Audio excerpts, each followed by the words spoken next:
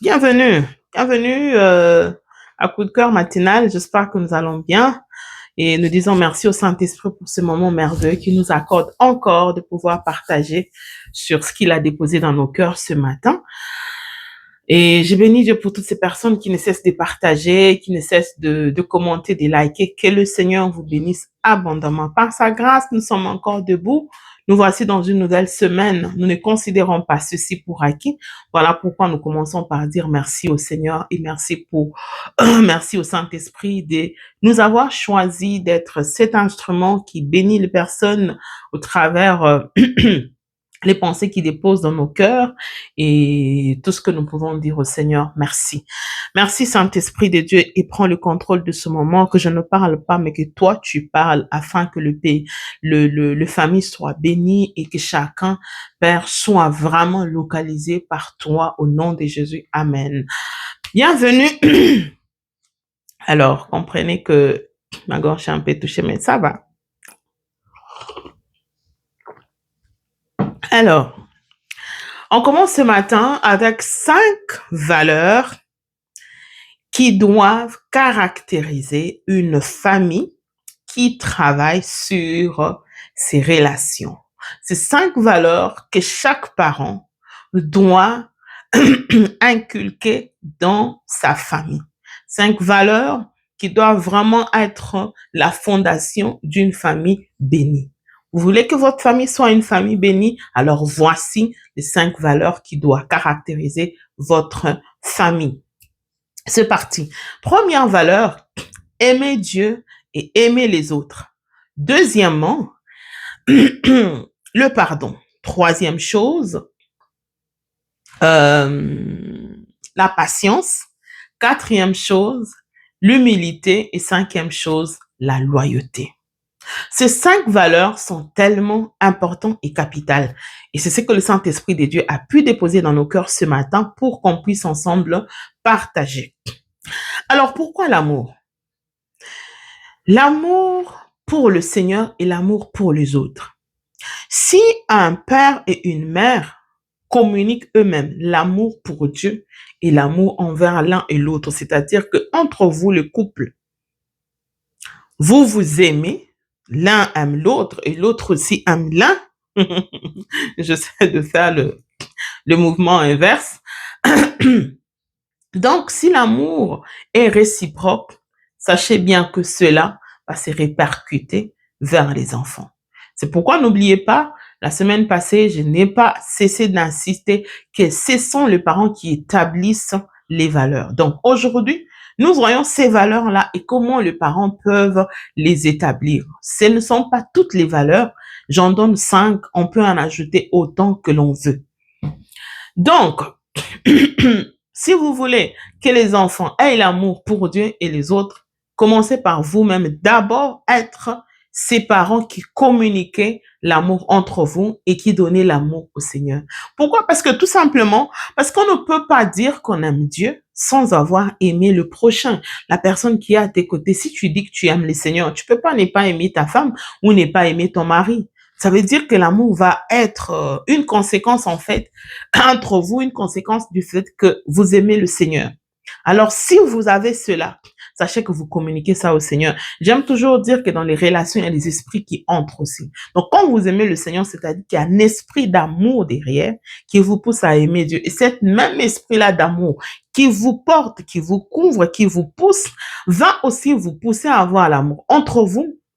Et cet amour-là va se déteindre sur les enfants. Ça va être tellement facile pour les enfants de vivre l'amour entre eux. Si vous trouvez une famille où les enfants ne s'aiment pas, c'est-à-dire que chaque enfant est en train de jouer en solo, la souffrance de l'autre ne lui dit rien, ce que l'autre vit ne lui dit rien, la joie de l'autre ne lui dit rien, sachez que les parents aussi ont joué en solo, même si les enfants n'ont pas vu ça.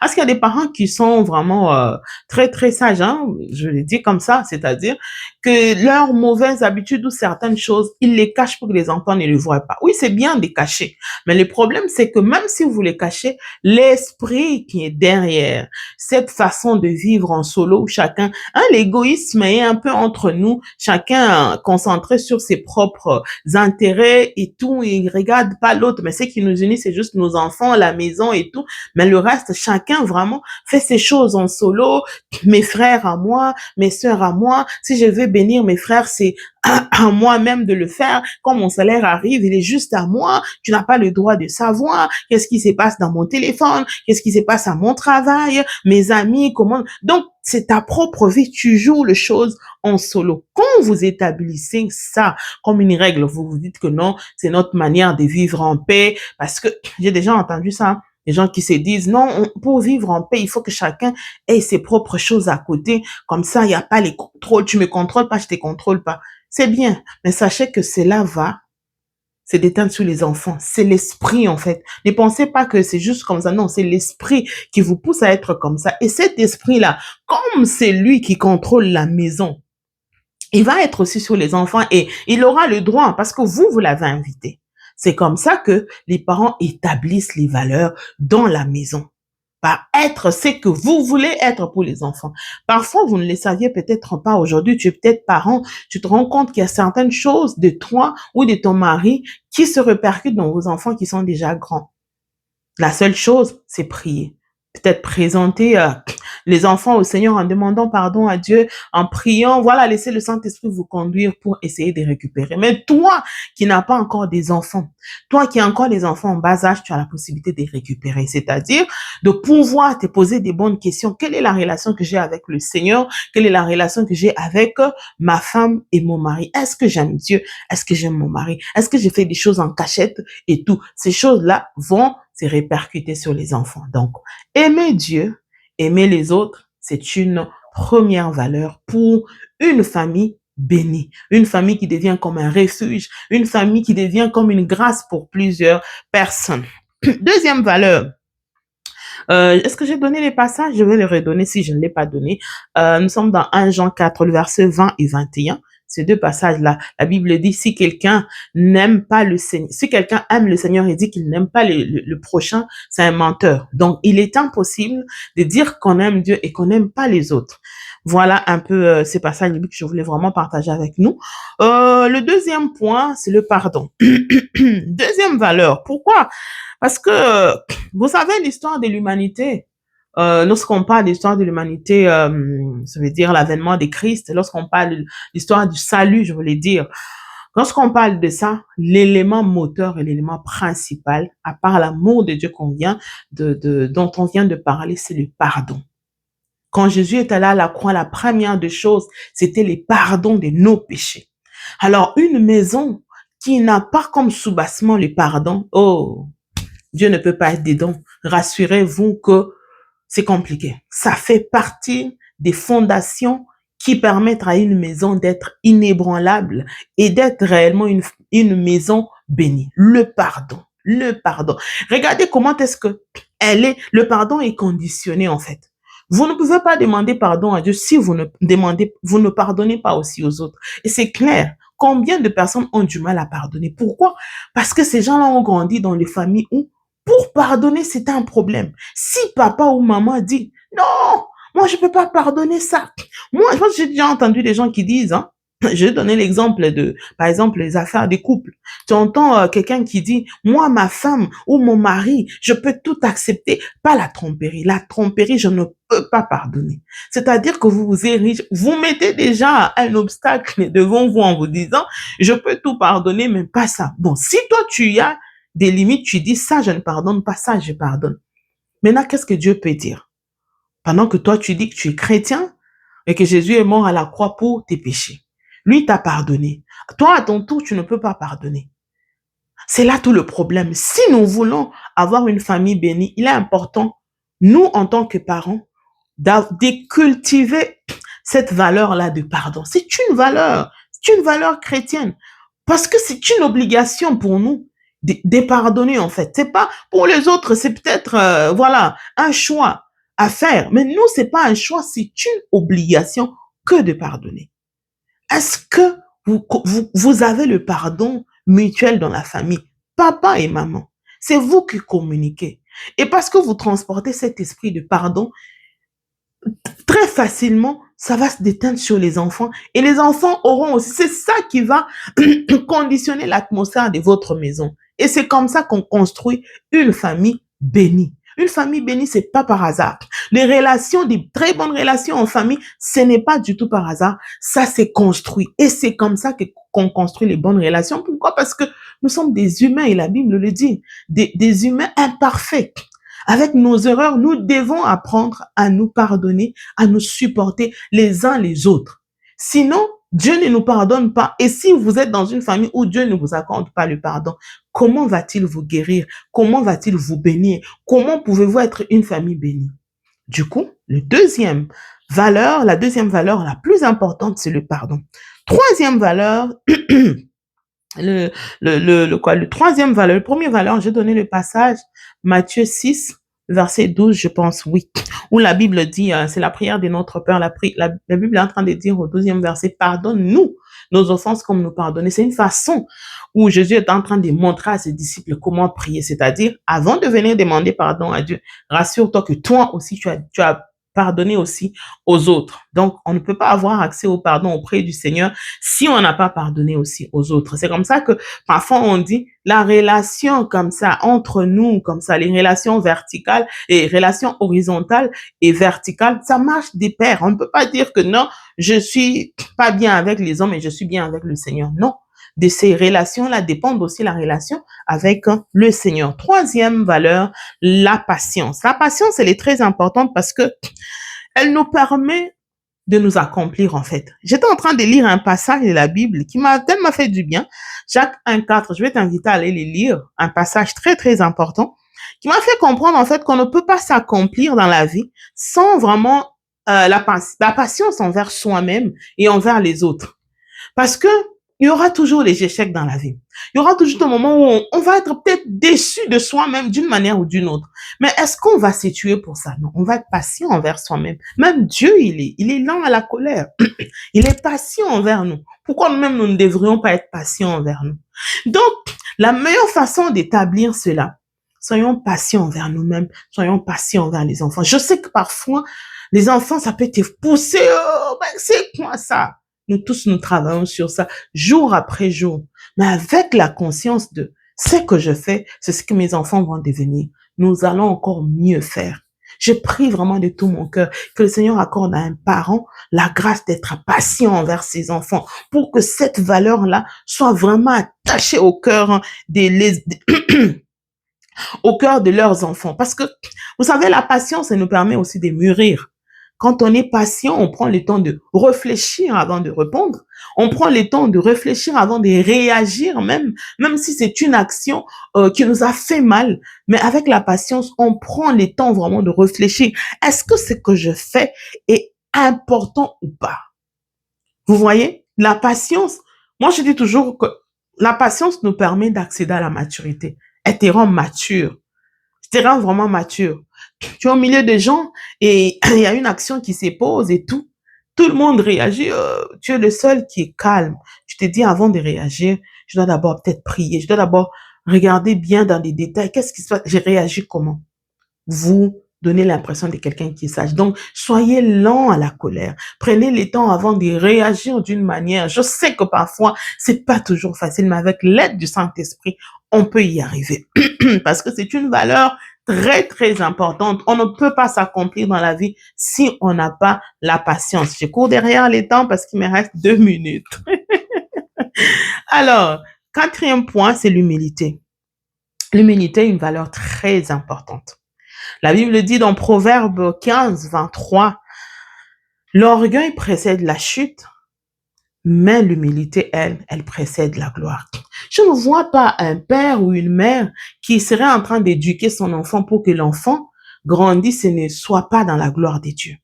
Je ne vois pas quelqu'un qui voudrait que la destinée de son enfant ne soit pas couronnée de gloire. Alors la gloire que vous voulez pour votre enfant, que ce soit dans les études, dans sa carrière, dans sa vie maritale, dans tout ce que vous voulez, ministériel, whatever, je vous dis, si votre enfant grandit avec comme humilité, valeur principale, vous pouvez vous en être sûr. Vous pouvez vraiment être sûr que la gloire l'accompagnera parce que c'est la parole de Dieu. Et ça, la meilleure façon de le faire entre vous, il y a des couples qui, l'homme est orgueilleux, la femme est orgueilleuse. Je vais te montrer, je vais te montrer. Chacun court après, je dois avoir un plus grand salaire que lui. Et de temps en temps, vous parlez des enfants. Les enfants même savent que c'est papa qui a un plus grand salaire, c'est maman qui a un plus... Même maman s'enorgueillit même pour dire que moi, c'est moi qui ai un plus grand salaire. J'ai déjà entendu certaines personnes qui disent, oui, on a acheté une voiture, mais tu sais que cette voiture-là, c'est moi qui ai beaucoup donné, qui ai donné beaucoup d'argent. C'est moi qui finance même la maison là. Notre budget mensuel, moi je donne 80%, 60% pendant que lui donne 40%. Ça ne peut même pas exister. Donc, dans tout ce que l'on fait, chers parents, l'humilité doit nous caractériser, même dans la manière de parler aux enfants. Moi, je me souviens à un moment donné, quand je commençais à parler à mes enfants, la plus grande commençait un peu à grandir, je lui disais, tu sais que toi aussi tu m'apprends. Ça lui avait tellement fait du bien. Et à des moments même, quand je sens que je l'ai quand même irrité d'une manière ou d'une autre, même si j'avais raison, dans mon piédestal de maman et tout, je descends et je lui dis, tu sais, excuse-moi. Même si tu n'es pas venu me dire que maman, je n'ai pas apprécié ça, dans tous les cas, tu es poli, je sais que tu ne peux pas faire ça. Et moi, en tant que parent, et surtout aussi comme quelqu'un qui chérit le Saint-Esprit, je préfère venir te dire que ça m'a dérangé parce que le Saint-Esprit ne m'a pas laissé en paix. Je voulais vraiment te dire, excuse-moi. Je vous dis, ça fait du bien aux enfants. Ils se sentent valorisés. Ils se sentent aussi importants dans la maison. Parce que être toujours en mode c'est moi papa, c'est moi maman, ça brise les enfants. Alors, faut pas que les enfants grandissent avec un sentiment de moi aussi un jour, quand j'aurai la possibilité d'avoir une parcelle de pouvoir, de t'en montrer aux gens. Ça vient de la maison. Je vous en supplie, chers parents, soyez des modèles pour vos enfants dans l'humilité. Vous allez guérir ce monde, je vous dis, partout vos enfants passeront. On verra vraiment que on a affaire à des personnes qui ont des valeurs solides. Et comme la Bible dit, Jésus allait de lieu en lieu, guérissez les malades. Vos enfants, partout ils passeront, chaque lieu où ils passeront, ils laisseront je veux dire, ils laisseront, euh, ils laisseront de bonnes choses en passant, en fait. Ils laisseront des bonnes choses. Et partout ils passeront, ils marqueront de vie. Ils auront la possibilité, même par leur façon d'être et par cette valeur qui est tellement importante, de guérir une personne. Vous ne savez pas combien être humble quand on est dans une position élevée et d'autorité, combien ça fait du bien aux gens qui se considèrent en situation d'être subalterne. C'est tellement important et c'est plus que même de l'argent qu'on offre. Un chef, une autorité qui est en position d'autorité, mais qui s'est fait péter, ça fait plaisir. Ça veut dire que c'est un plus beau cadeau que vous pouvez donner vraiment à la société. Et ces enfants, même entre eux, ça va être facile pour que les enfants vivent entre eux. Ils vont s'aimer vraiment entre eux. Pour finir, nous avons la loyauté. Je vais juste donner le passage, Proverbe 3, de 3 à 4. La loyauté reste très, très importante. Attachez la loyauté à votre cœur. Cela va se déteindre sur vos enfants. Vous savez, quand vous lisez dans ce passage, vous allez voir comment le Seigneur est en train de parler de la loyauté, que cela s'attache à ton cœur. C'est comme la fidélité, en fait. Je veux simplement dire que la loyauté reste une des valeurs qui de plus en plus est en train de s'y perdre. On n'a plus des amis loyaux, on n'a plus des enfants loyaux, on n'a plus on va dire des employés loyaux. Ça devient de plus en plus compliqué. Et dans ce monde ici, si vos enfants sont loyaux, rassurez-vous, ils vont avoir la grâce aux yeux des dieux et aux yeux des hommes. Parce que, comme vous le savez, tout le monde est à la recherche de quelqu'un qui va lui être fidèle, d'une manière ou d'une autre. L'époux cherche une épouse fidèle. L'épouse cherche un époux fidèle. Et aujourd'hui, c'est la rébellion qui est partout. Alors, quand vous donnez à vos enfants cette valeur importante, vos enfants deviennent des pièces rares, des pièces recherchées, parce que ça ne se trouve pas dans les rues. Je t'en supplie, fais de tes enfants de pièces rares dans cette génération. Ils marcheront dans la gloire. ils seront craints par l'ennemi, ils seront craints par ce monde et la gloire de Dieu se manifestera dans leur vie, coûte que coûte. Que le Seigneur nous bénisse. Nous allons ensemble prendre le temps de prier. Seigneur, merci pour ce matin. Merci pour ces 5 valeurs que tu veux que nous puissions avoir, Seigneur, au sein de nos familles. Alors, je t'en supplie, Saint-Esprit de Dieu, amène une famille, Seigneur, à cultiver ces 5 valeurs et même au-delà, Saint-Esprit. Fais ce que tu sais faire, qu'aucun homme ne peut faire au-delà de mots. Au nom puissant de Jésus. Amen. Que le Seigneur nous bénisse. On se retrouve demain matin. J'ai fait 20 minutes. Oh là là. Alors, à demain matin. Je voulais vraiment finir ces 5 valeurs pour que demain, par la grâce de Dieu, on puisse aborder un autre point. Que Dieu nous bénisse.